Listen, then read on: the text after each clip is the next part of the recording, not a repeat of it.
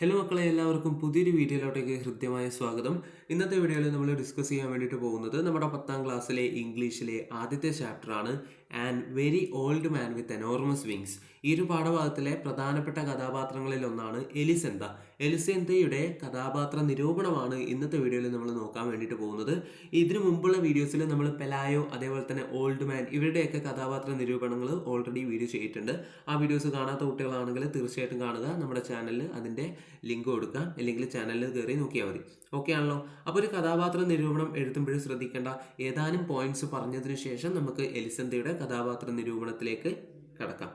ഒരു കഥാപാത്ര നിരൂപണം എഴുതുമ്പോഴും നമ്മൾ ശ്രദ്ധിക്കേണ്ട കാര്യങ്ങൾ എന്തൊക്കെയാണെന്ന് വെച്ചാൽ, ആരുടെ പാഠഭാഗത്തിലാണ്, അല്ലെങ്കിൽ ആ പാഠഭാഗത്തിൻ്റെ പേര് ഏത് പാഠഭാഗത്തിലാണ് ഈ ഒരു കഥാപാത്രം ഉൾക്കൊള്ളുന്നത് എന്ന് നമ്മൾ പറഞ്ഞിരിക്കണം.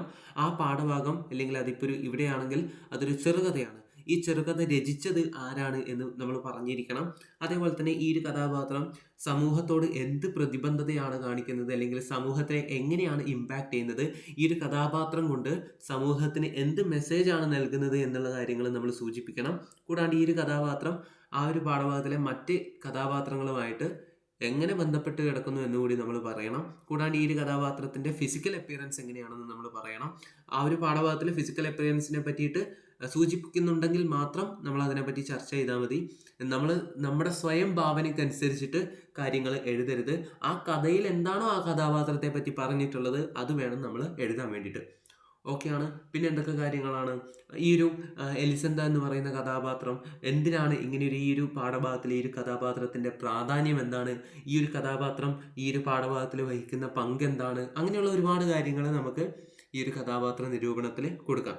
ഓക്കെ ആണല്ലോ? അപ്പം കഥാപാത്ര നിരൂപണത്തിൽ ഏറ്റവും ഇമ്പോർട്ടൻ്റ് ആയിട്ട് നിങ്ങൾ ഓർക്കേണ്ട കാര്യം, ഈ ഒരു കഥാപാത്രം കൊണ്ട് നമ്മുടെ സമൂഹത്തിന് കൊടുക്കാൻ വേണ്ടി പറ്റുന്ന മെസ്സേജ് നിങ്ങൾ കഥാപാത്ര നിരൂപണത്തിൽ നിർബന്ധമായിട്ട് എഴുതിയിരിക്കണം.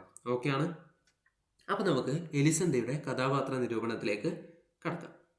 എലിസെന്ത is one of the most important characters in Gabriel Garcia Marquez short story a very old man with enormous wings.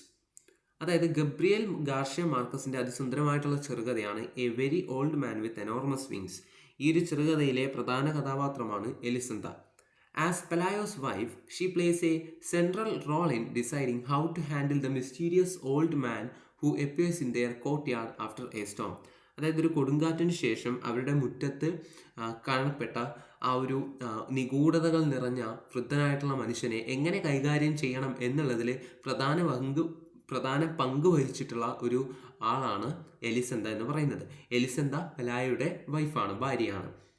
While her husband initially shows some kindness and concern for the strange visitor, Elisenda quickly sees the situation as a business opportunity rather than a moral dilemma. അതായത് നമ്മളെ ഈ ഒരു എലിസെന്തയുടെ ഭർത്താവ് എന്താണ്, അല്പം കരുണയോടെ ആ ഒരു കാണപ്പെട്ട ആ ഒരു സ്ട്രേഞ്ചറിനോട് അല്പം കരുണയോടെയും ഒരു സഹാനുഭൂതിയോടു കൂടിയൊക്കെയാണ് നമ്മൾ ഈ ഒരു എലിസെന്തയുടെ ഭർത്താവായിട്ടുള്ള പെലായോ അപ്രോച്ച് ചെയ്യുന്നത്. എന്നാൽ എലിസെന്ത ആ വ്യക്തിയെ കണ്ട ഉടനെ തന്നെ എന്താണ്, എങ്ങനെ അത് നമ്മുടെ സ്വയം കാര്യങ്ങൾക്ക് വേണ്ടിയിട്ട്, അല്ലെങ്കിൽ നമ്മളുടെ വളർച്ചയ്ക്ക് വേണ്ടിയിട്ട് ആ വ്യക്തിയെ എങ്ങനെ ചൂഷണം ചെയ്യാം എന്നുള്ള രീതിയിലായിരുന്നു എലിസെന്ത ചിന്തിച്ചുകൊണ്ടിരുന്നത്. From the moment the old man is discovered, Elisenda demonstrates her practical and business oriented nature. അതായത് ആ മനുഷ്യനെ കണ്ടത് മുതൽ എലിസെന്ത എങ്ങനെയാണ് നമുക്ക് ഇത് വെച്ചിട്ട് പ്രയോജനപ്പെടുത്താൻ വേണ്ടിയിട്ട് പറ്റുക, എങ്ങനെയൊക്കെയാണ് നമുക്ക് പൈസ ഉണ്ടാക്കാൻ വേണ്ടിയിട്ട് പറ്റുക എന്നൊക്കെയുള്ള കാര്യങ്ങളായിരുന്നു ചിന്തിച്ചുകൊണ്ടിരുന്നത്. Unlike Pelayo, who feels uncertain about what to do, she immediately thinks of charging people money to see this unusual angel. അതായത് പെലായോ ഈ വ്യക്തിയെ വെച്ച് ഈ ഒരു വ്യക്തിയെ ഇനി എന്ത് ചെയ്യും എന്നൊക്കെ ഇങ്ങനെ ചിന്തിച്ച് കൺഫ്യൂസ്ഡ് ആയിട്ടിരിക്കുന്ന സമയത്ത് പോലും ഈ ഒരു നമ്മളെ എലിസെന്ത എന്ന് പറയുന്ന കഥാപാത്രം പെട്ടെന്ന് തന്നെ ഒരു ബിസിനസ് ഐഡിയ മനസ്സിലേക്ക് വരികയാണ്. ഈ ഒരു അൺയൂഷ്വൽ ആയിട്ടുള്ള ഈ ഒരു ഏഞ്ചലിനെ കാണാൻ വേണ്ടിയിട്ട് എല്ലാവരുടെ കയ്യിൽ നിന്നും പണം ഈടാക്കുക എന്നുള്ളൊരു ബിസിനസ് മൈൻഡ്, ആ ഒരു ചിന്താഗതി നമ്മൾ ഈ ഒരു എലിസെന്തയിൽ കാണാൻ വേണ്ടിയിട്ട് പറ്റുന്നുണ്ട്.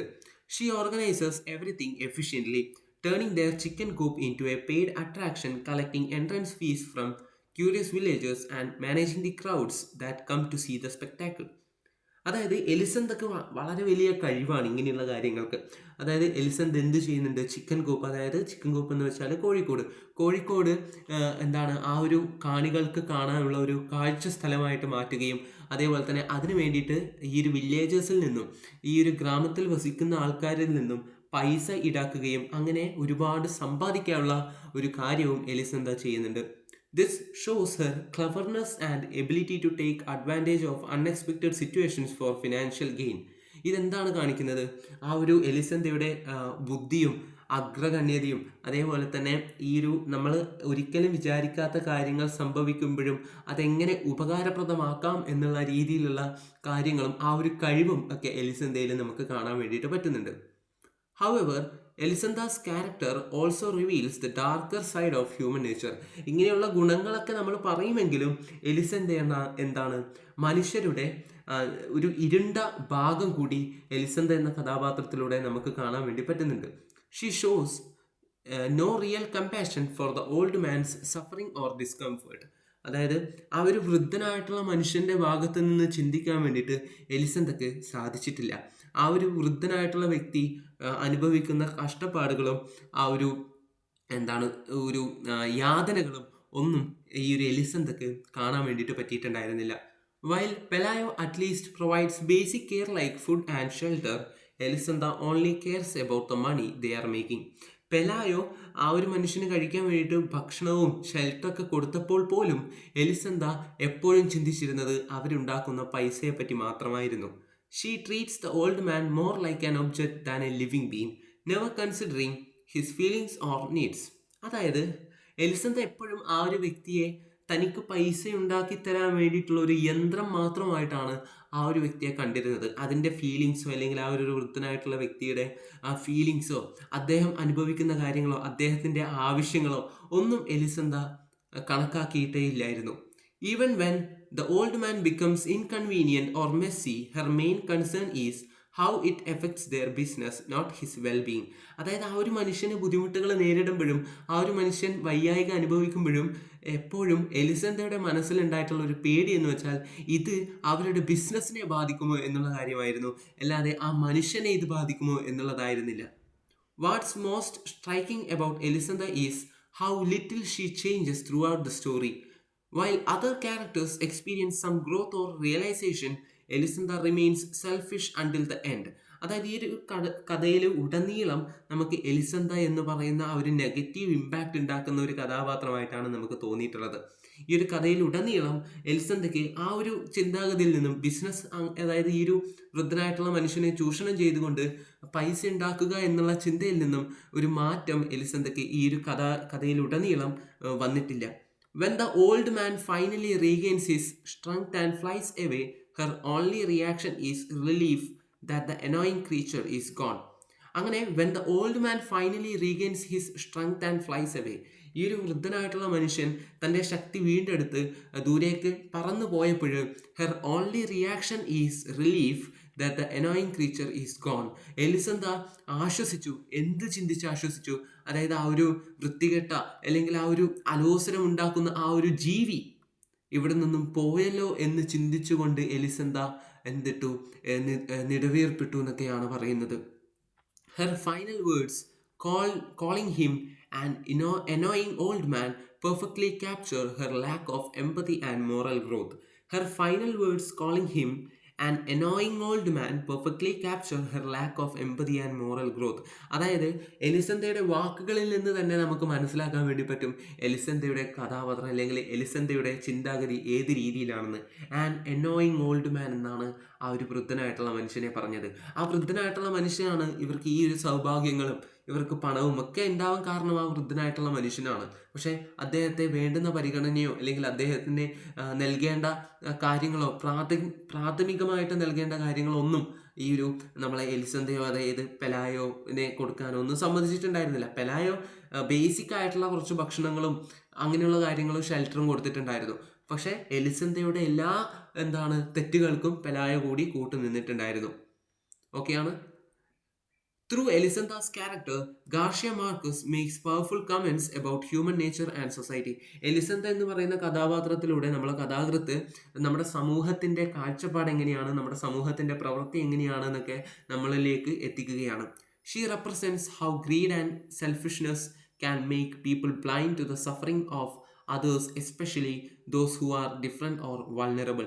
അതായത് ഈ ഒരു കഥാപാത്രം നമുക്ക് തെളിയിച്ചു തരികയാണ്. അതായത് അത്യാർത്തിയും സ്വന്തം കാര്യം നല്ലതാകണം, മറ്റുള്ളവർക്ക് എന്ത് ബുദ്ധിമുട്ട് വന്നാലും യാതൊരു തരത്തിലുള്ള പ്രശ്നങ്ങളും ഇല്ല എന്നുള്ള ചിന്താഗതി എങ്ങനെയൊക്കെയാണ് മറ്റുള്ളവരുടെ ജീവിതത്തെ ബാധിക്കുന്നത് എന്ന് ഈ ഒരു കഥാപാത്രത്തിലൂടെ നമുക്ക് മനസ്സിലാക്കാൻ വേണ്ടി പറ്റുന്നുണ്ട്. Her actions raise important questions about how we treat the weak and strange members of our communities. അതായത് ഇത് കാരണം നമുക്ക് നമ്മുടെ ഉള്ളിലേക്ക് ചില ചോദ്യങ്ങൾ നമ്മൾ സ്വയം ചോദിക്കേണ്ടതായിട്ടുണ്ട്. എങ്ങനെയൊക്കെയാണ് നമ്മൾ ഈ ഒരു സഹായം അഭ്യർത്ഥിക്കുന്നവരോട് അല്ലെങ്കിൽ നിസ്സഹായരായിട്ടുള്ള ആൾക്കാരോട് നമ്മളുടെ പെരുമാറ്റം എങ്ങനെയാണ് എന്നുള്ള ഒരു പ്രധാനപ്പെട്ട ചോദ്യം ഈ ഒരു എലിസന്തയുടെ കാര്യങ്ങളിൽ നിന്നും എലിസന്തയുടെ പ്രവൃത്തിയിൽ നിന്നും നമുക്ക് മനസ്സിലാക്കേണ്ടതായിട്ടുണ്ട്. While Pelayo shows some moral conflict, Elisantha's complete lack of guilt makes her the story's clearest example of human cruelty and indifference.